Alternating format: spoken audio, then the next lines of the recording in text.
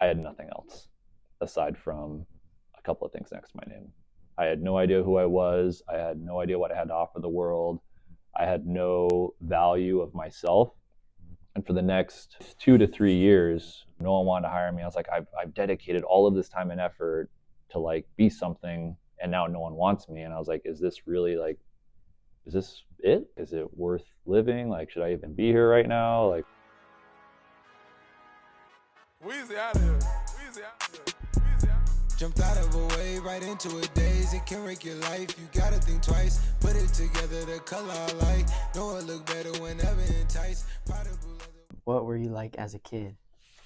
oof, as a kid, I As a kid. was far different than how I am now as an adult. My parents kept me on a pretty tight leash, so to speak. So I had to follow every single rule. I had to make sure that I was a very good kid. Otherwise, I'd get punished pretty heavily. So I learned from a very young age about, um, again, just like being very respectful and making sure that I would have standing. And I don't know if you know what that term means, but my dad, when I got a little bit older, he said you have to have standing in whatever it is that you do in order to earn the right to do something that you want for yourself. So that most of the time would be kind of centered around schoolwork. So as I got old enough to where grades were a thing, my dad would just constantly repeat again and again and again. And he said, "Hey, do you have standing?" I'll come up and say, "Hey, can I go play soccer?" And he would say, "Do you have standing? Did you get your homework done? Did you get your chores done?" Yeah. If I said, no, well, you got to have standing before you then earn the opportunity to do something for yourself. Did you ever disagree with them? No, because I never really had learned like how to really think for myself.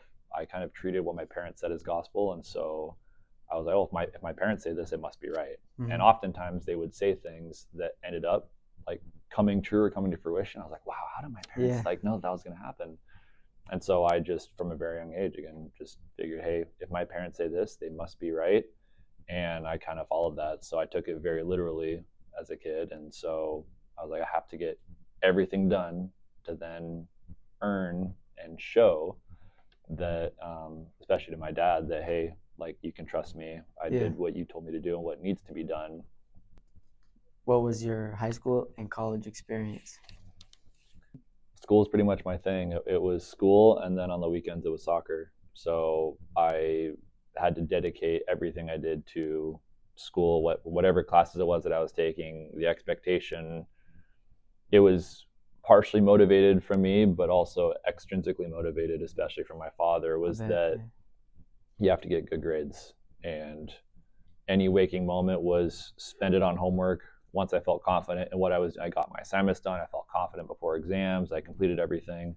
And then it was, okay, now I can reward myself and I can play soccer on Friday nights or Saturday nights or, sometime over the weekend. I had such a small group of friends in high school. I had pretty much 4 friends. And I went from there into college where I did not know a single person.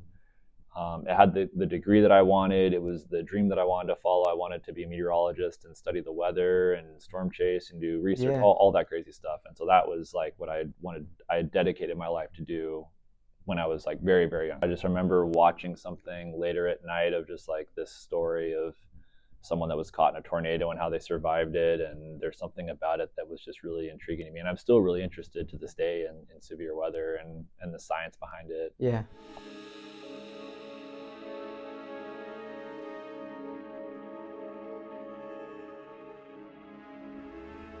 And I just went through high school, and I had a set. I remember this very vividly. It was the end of my freshman year, and all the seniors that were graduating, there were 3 things that they had next to their name. A lot of them had 4.0 plus GPA, graduating with honors, and were part of National Honor Society. And I was like, I want those 3 things next to my name by the time I graduate. Yeah. And then when I, got up to graduate, it was Nathan Jackson. It was 4.0 plus honors and National Honor Society. And I was like, I did it.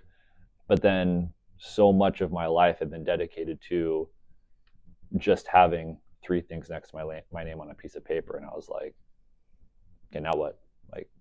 Like what's my next motivation? So I got to college, and then I decided, well, I want to graduate with as close to a 4.0 GPA as possible and have special distinction and, magna cum laude or whatever it was that they offered. Sure.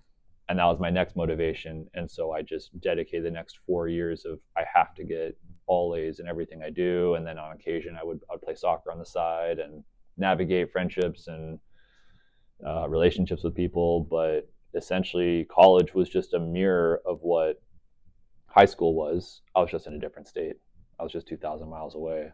And so I got to the end of my college career and I had next to my name, graduate with special distinction, top, I think it's like top 1 or 2% in my graduating class at the university.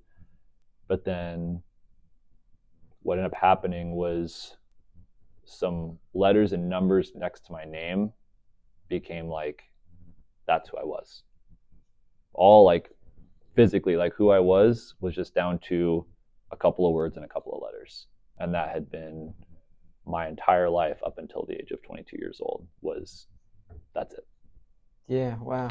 And so I graduated, and what should have been one of the best moments of my life was actually one of the worst moments of my life, because I had nothing else aside from a couple of things next to my name. I had no idea who I was. I had no idea what I had to offer the world. I had no value of myself. And for the next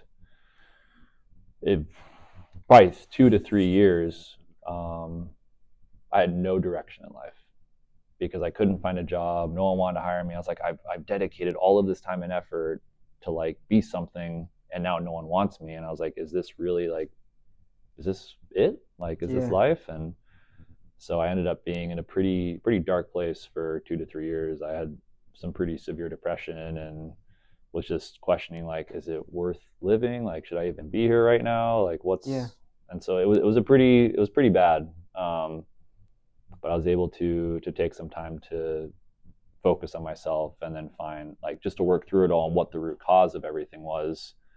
And I found that a lot of what made me who I was also the same thing that was going to destroy me at the same time. And so I then had to like separate the two. Why do you say that?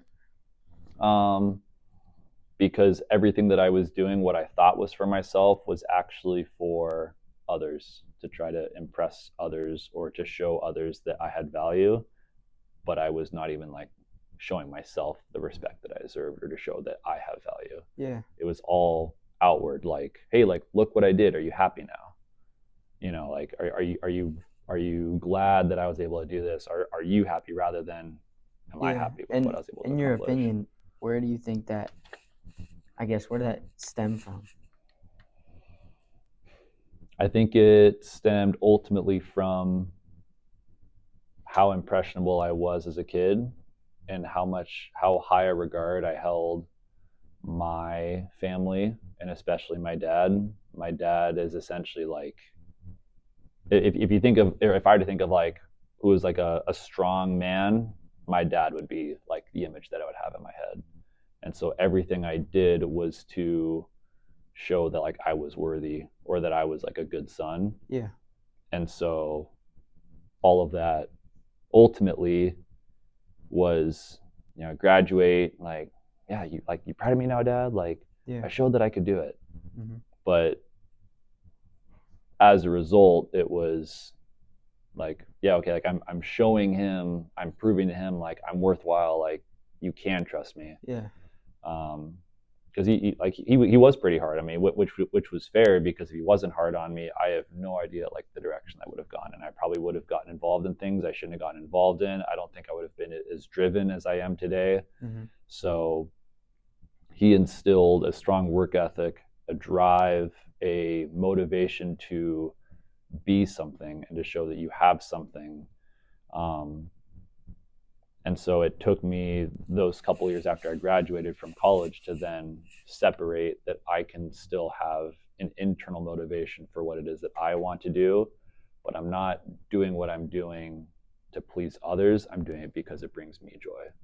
And so that then became the transition from, all right, I studied meteorology, like that was what I want to do, to now what brings me joy. I said, well, the thing that brings me the most joy is playing soccer. And then I found quickly that the only thing that brings me more joy than playing soccer is being able to help others enjoy soccer in some way.